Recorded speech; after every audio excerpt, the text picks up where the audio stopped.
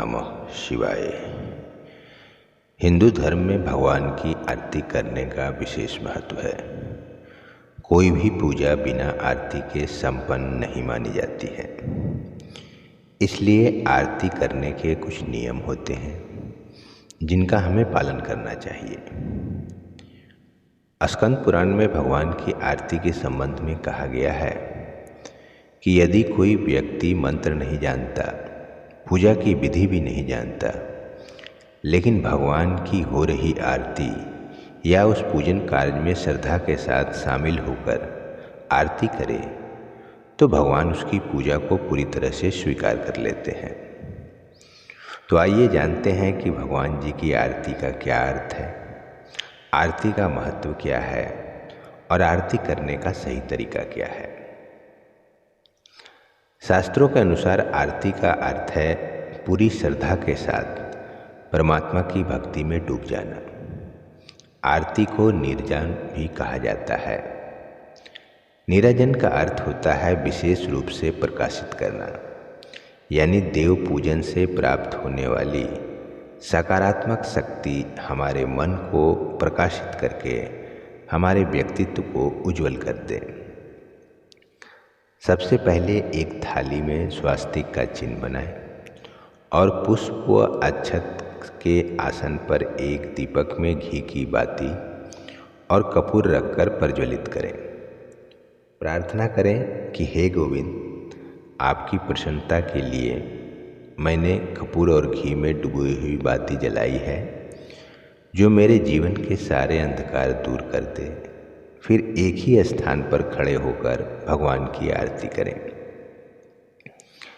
अधिकतर लोगों को यह नहीं पता होता है कि आरती उतारते हुए दीपक घुमाने का सही तरीका क्या होता है।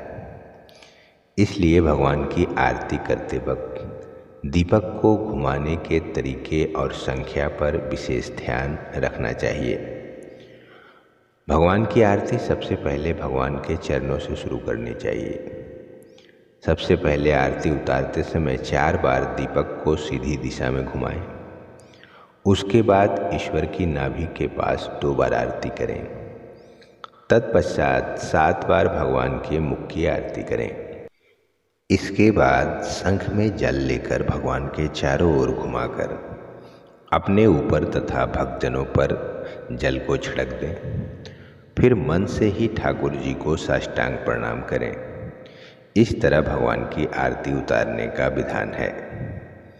घर में एक ही बाती की आरती करनी चाहिए, जबकि मंदिरों में 5, 7, 11, 21 या 31 बातियों की आरती की जाती है।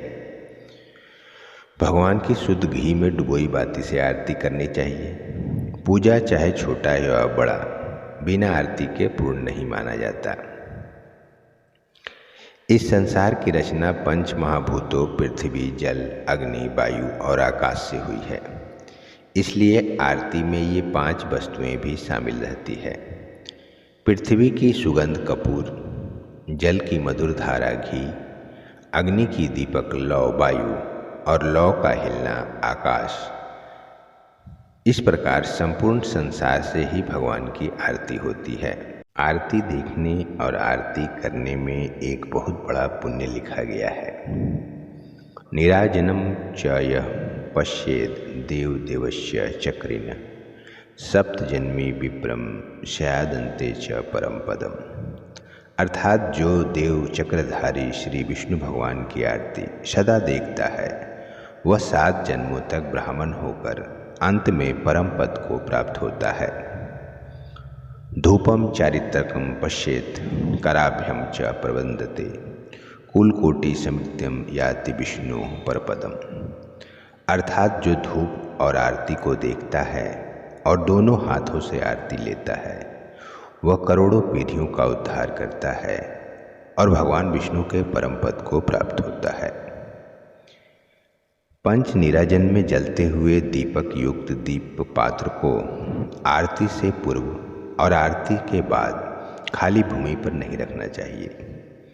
लकड़ी या पत्थर की किसी चौकी या किसी पात्र में आरती पात्र को रखना चाहिए।